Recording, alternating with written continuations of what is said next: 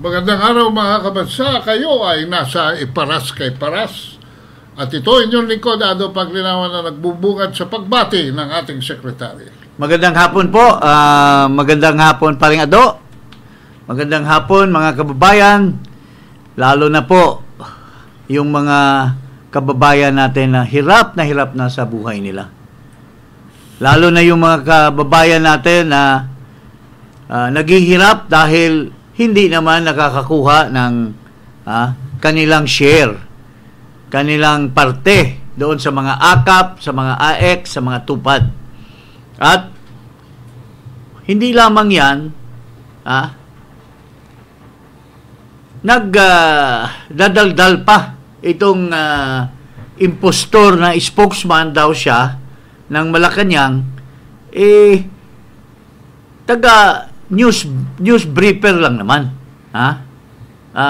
information giver lang naman, pero ginagamit niya yung word na spokesperson. At ito nagdadaldal na naman uli, parang lukaret, sabi ni Claire Binibining Maharlika, itong lukaret na ito, kung ano-anong pinagdadaldal ito. Pakinggan natin uli mga kababayan. May dalawang may edad, gusto ng respeto. Okay? Pero naunang mangbastos ng babae. Mangbastos ng babae. Respect begets respect. Yun, diba? So, ngayon, nagdidemand ng respeto, pero naunang magpakita ng kagaspangan. Kahit may edad na. Ano to? Sino kaya ang tinutukoy niya na may mga edad? Ito bang mga mukha namin? Mukha bang may mga edad ba tayo, pare? Name names. Name names. Pero, magka-blind item ka, tapos sisirain mo yung taong gobyerno ka, blind item ginagamit mo. Mga tao na dumating na sa a certain age, and yet, parang sinasabi mo na pag nagkaedad na, useless na na pagkatao. At parang age is a liability. Age is a liability. Sa kaalaman mo, Lucaret, Claire, kami, both Ado and myself, unlike you, we have reached a point that we have accomplished so many things in life. And yet, we don't stop doing things for the people. Ikaw,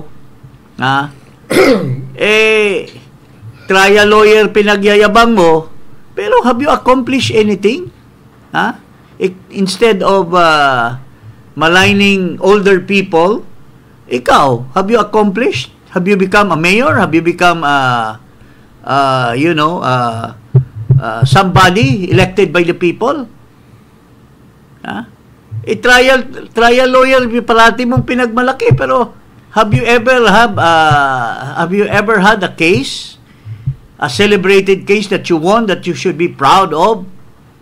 O hanggang ngayon pulubi ka pa rin, kaya naghahanap ka ng naghahanap ka ng trabaho sa gobyerno? Tanungin mo si paring Ado, ano bang na-accomplish nito? Diplomat. Bumalik na ako dito sa Pilipinas dahil hindi nyo kaya ipagtanggol ang mga tao. Tapos nang babastos daw yung mga matatanda ng babae. Babae? Sinong babae? Sinong babaeng binabastos? Baka yung babaeng binabastos ay dahil sa kanyang pagkabastos din, kaya binabastos siya. Kung bastos ang isang babae, kapupuna-puna yan ng mga lalaki. Parang ito LGBT advocate ginagamit yung gender issue. Hello! Kung babaeng tao, igagalang namin. Kaya lang babaeng babaeng kung babaeng hindi tao, at may garapata, alam mo, Tanggapin mo yung pwesto na yan, you become a public official, and yet you're hiding behind your position, that all of a sudden you earn your respect. Sampid ka lang naman ng isang hindi pa nagdadivest dyan. At tingnan mo yung sinasabi dito, patuloy mo nga yung sinasabi niya. Sabi yata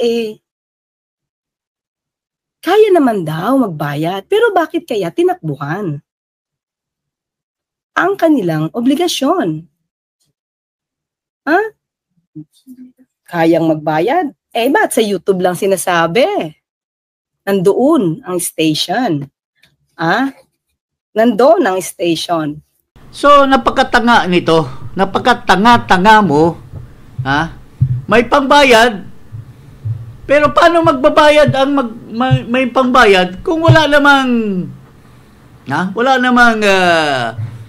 sabi nga kailan ka magbabayad pagka mayroon kang utang na sinisingil.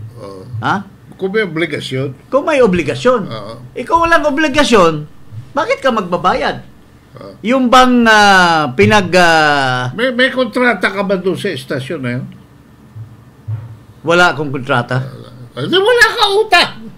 Maski na... Bakit ikaw ang tinatarget? Yan ang question. May kontrata you are targeting the wrong person. May kontrata pinirpirmahan noong nagyaya sa akin na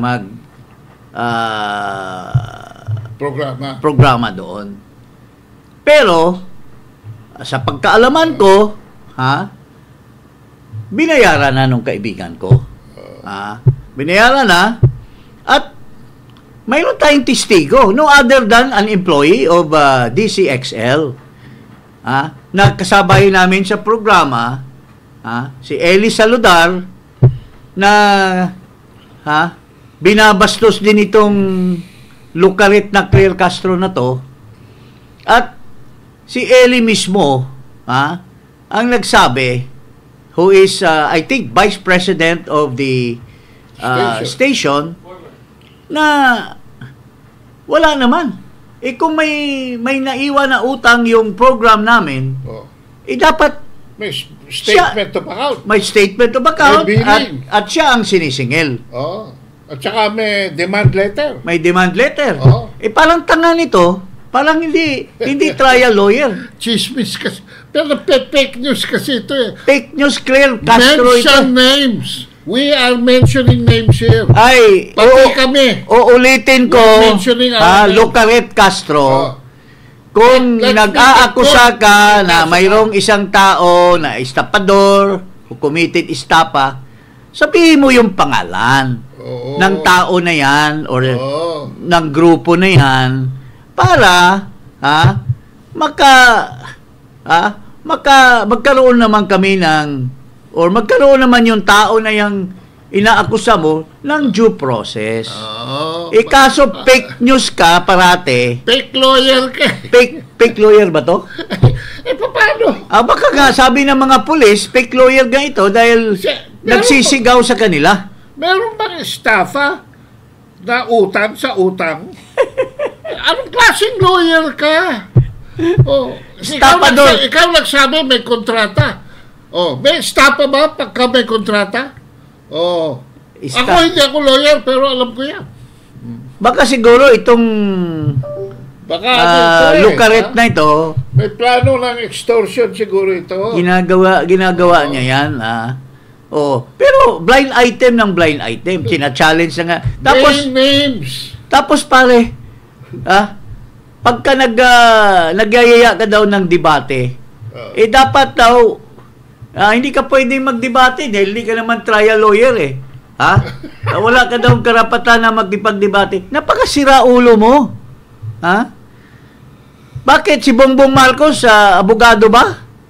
Bakit si yung mga kandidato nakipag-debate during election campaign? Abogado ba sila? Yung karamihan nila?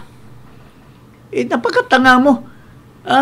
Maski hindi abogado, maski abogada ka, kaya kang idibate dahil wala kang utak, wala kang alam.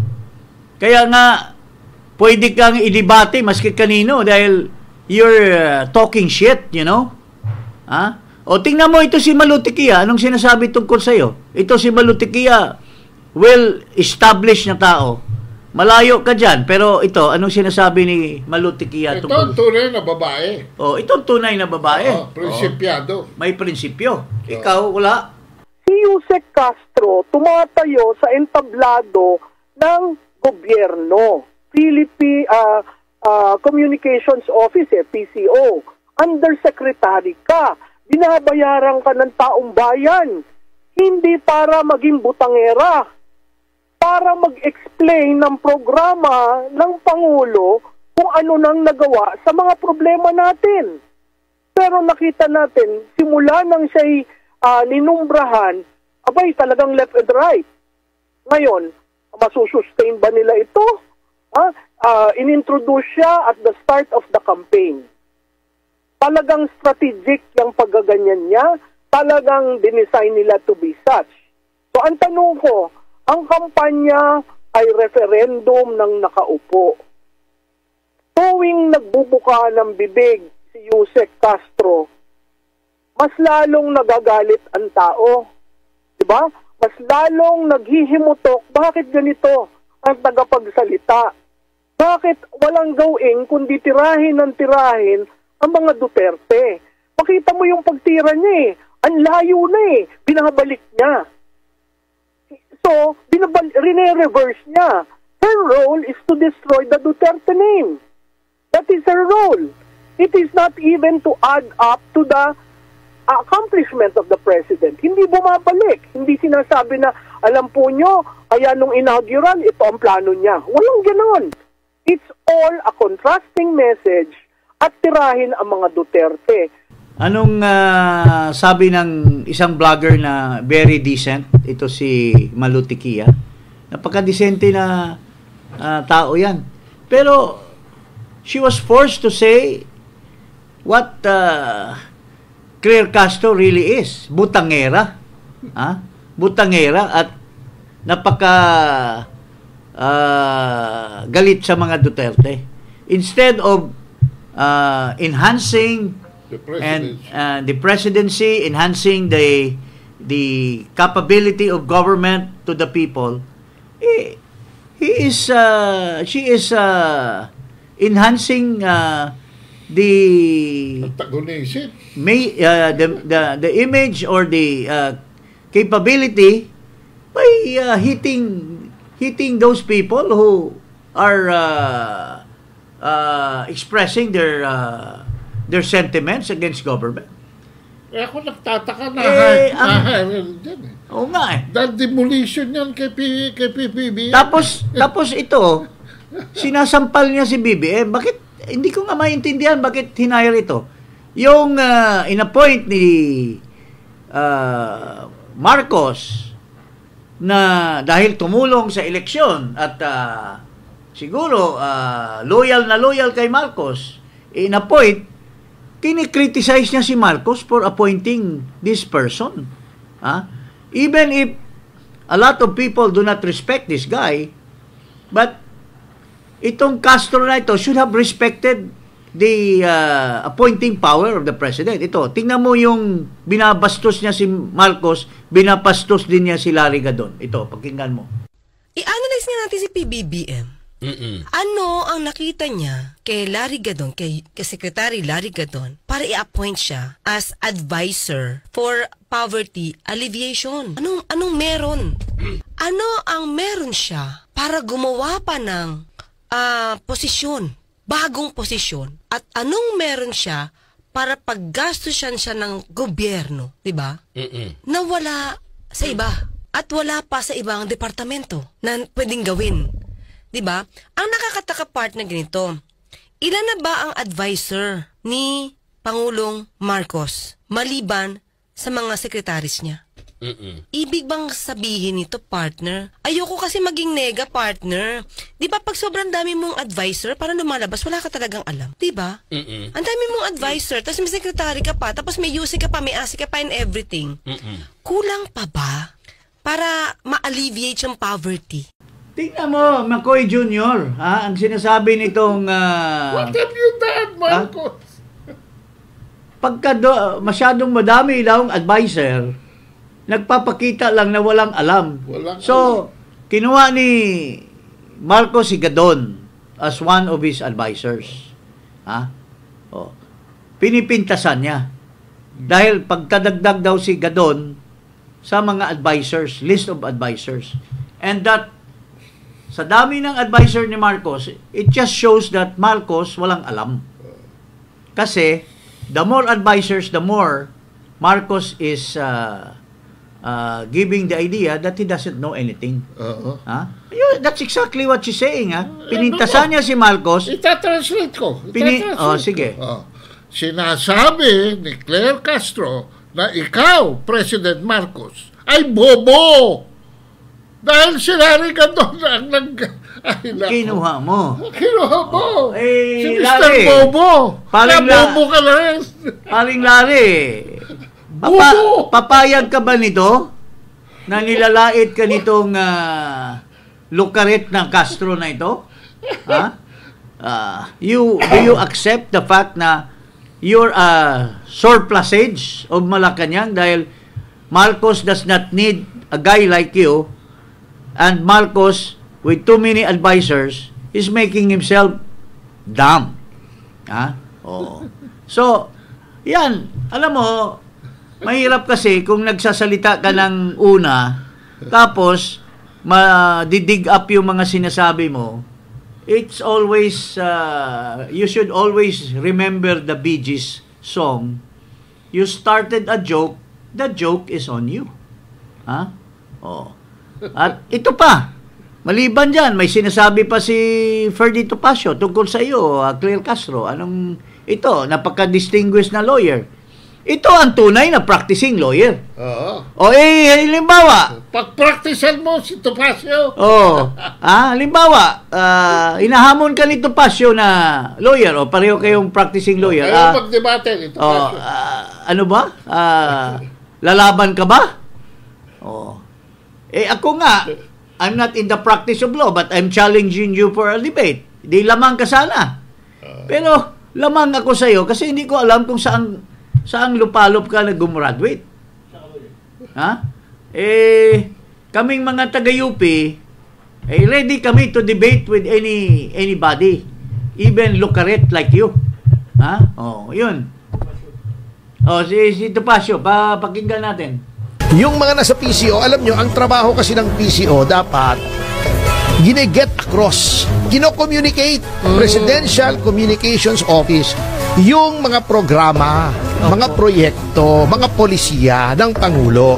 Hindi para kayo ay magsilbing mga attack dogs. Kasi, number one, pagka kayo ay naging attack dogs, ay baka isipin ng mga tao na yun talaga ang policy ng Pangulo. Kasi dapat professional tayo. Kita niyo yung spokesman ng Pangulo ng Estados Unidos. It seems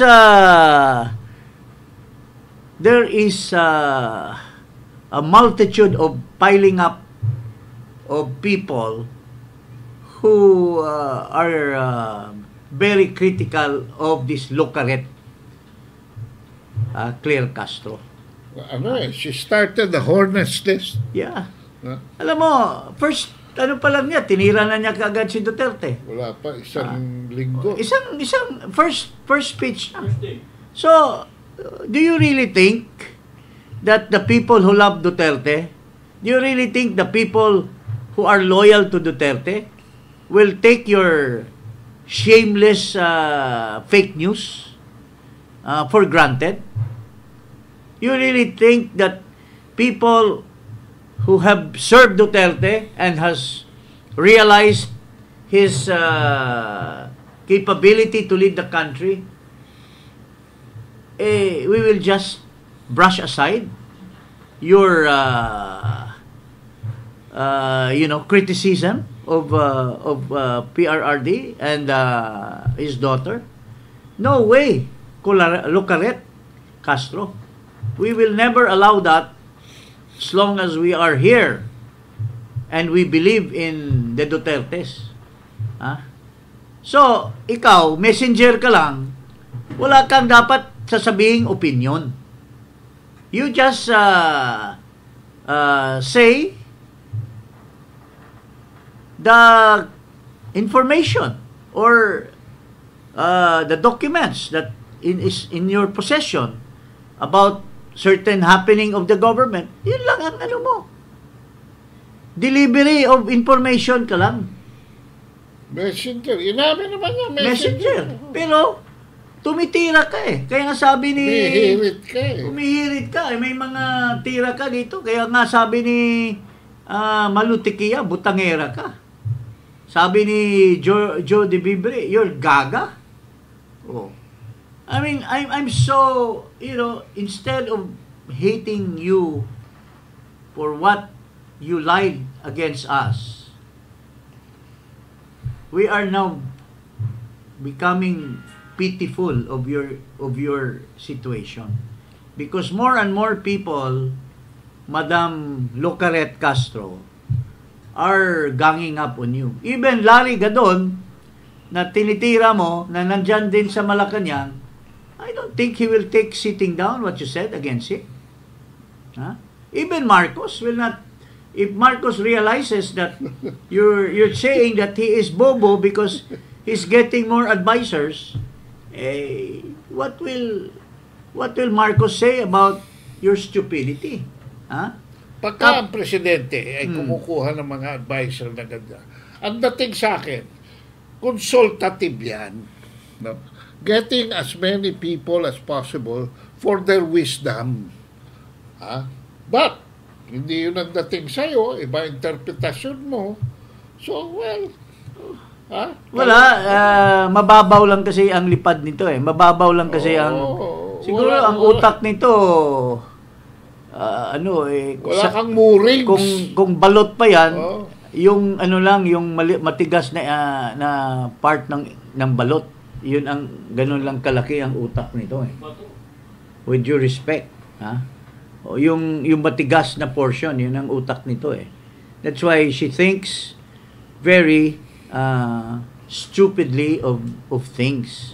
Masyadong for her. Then ito, for her time, look at this stupidity of hers, heads will roll in bridge collapse. Heads will roll in bridge collapse. Cops look for weight limit checker. Okay. Malacanang has ordered an investigation to see whether corruption was a factor in the collapse of a new reopened bridge in Isabela province, where the police have also started looking at the culpability of the on-ground staff. Presidential Communications Office Undersecretary and Malacanang Press Officer Claire Castro said heads will roll following Thursday's collapse of a portion of a newly retrofitted Cabagan Santa Maria Bridge. Quote, if there is any whiff of corruption, nangumpya pa kay Duterte, whiff of corruption in this incident from 2014 until now, someone has to answer for this. That's what the president said, unquote. Castro said in an interview on a state-run Radio Pilipinas on Saturday. Okay, I dare you, ha? Kayo. Ang una nyong imbestigahan dyan, ha? Yung tao ni Marcos Jr., yung si Manny Bunuan. Because, kailan nag-collapse yan? Ito lang mga linggo ito, itong March or end of February. Kailan nag-assume si Marcos? 3 taon. More than 2 Kailan niya nilagay si Bunuan? Noong 2022. Bakit nyo tinanggap yan without any review? Bakit nyo tinanggap yan? Sino ang, alam mo, who received the project in behalf of the government? Precisely. In any project, mayroon niyang inspection before final payment. Ang contractor ay hindi mababayaran kung walang clearance. Tapos mayroon pang 10% retention yan sa contractor. O sino nag-inspeksyon yan?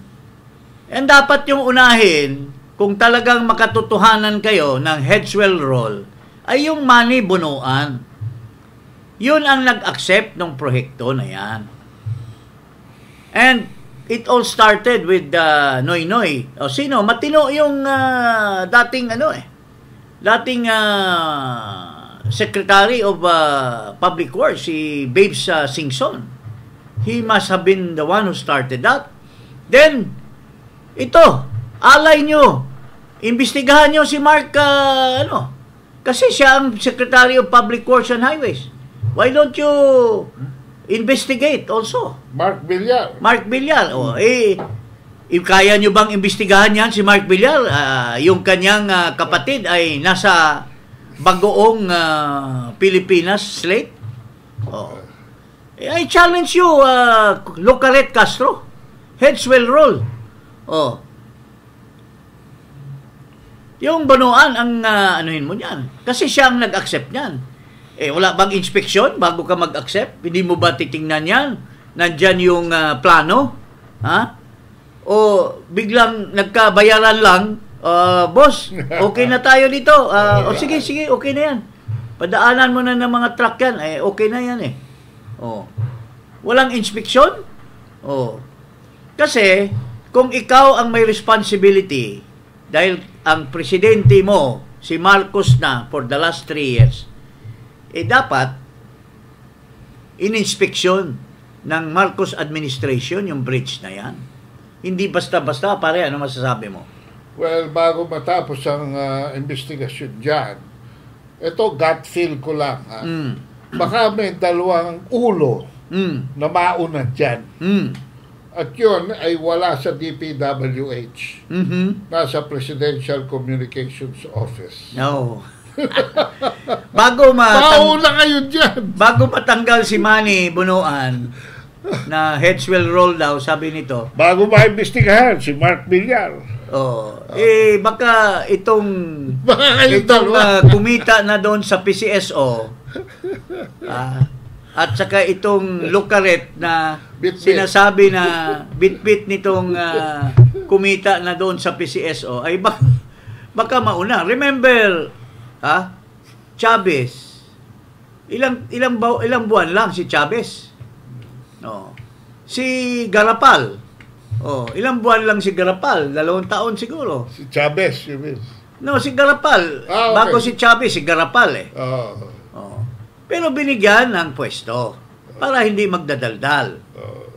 Si Chavez hindi binigyan ng pwesto dahil si Chavez matino, siguro hindi talaga baka irrevocable resignation. Itong dalawa nanganganib ngayon kasi paano ka mag-a-assume as Secretary of PCO when you have already kung may bahid ka na, paano maniwala ang tao sa iyo? Unang-una, tinatanong ngayon ng buong Pilipinas, magkano bang kinita mo, J. Ruiz? Sa deal na yan. Magkano ba? Kasi ikaw yung wheel dealer Wheeler dealer. Wheeler dealer. Ikaw yung representative, both sides. Siguro, tanggap ka rito, tanggap ka roon. Di umano. Tapos, lagaring hapon. Tapos, siguro, sinabi mo na dito sa bata-bata mo na Lucaret, na, akong presidente dyan. Sir, magdadivest ka ba? Magdadivest ako. Kaya sinabi niya doon sa interview niya. Ngayon, may nagkapag-advise kay J. Ruiz na, pare, huwag mong aminin.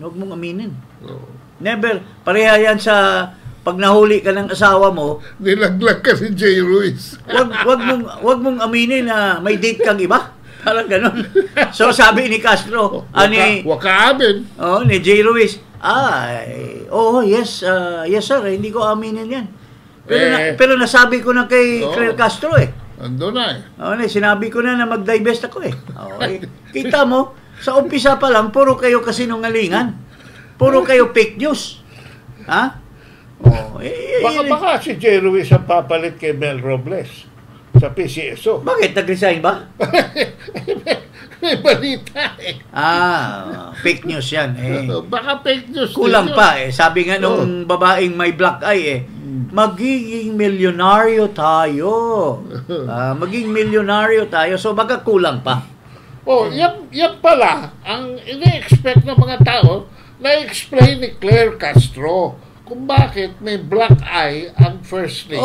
Bakit hindi mo ini-explain? Explain. Why don't you give us the information? Messenger ka kamo. Bakit hindi mo i-message sa Pilipino na bakit may black eye yung babae? Sinapok ba yun? O na allergic ba sa puting substance? Or na allergic ba sa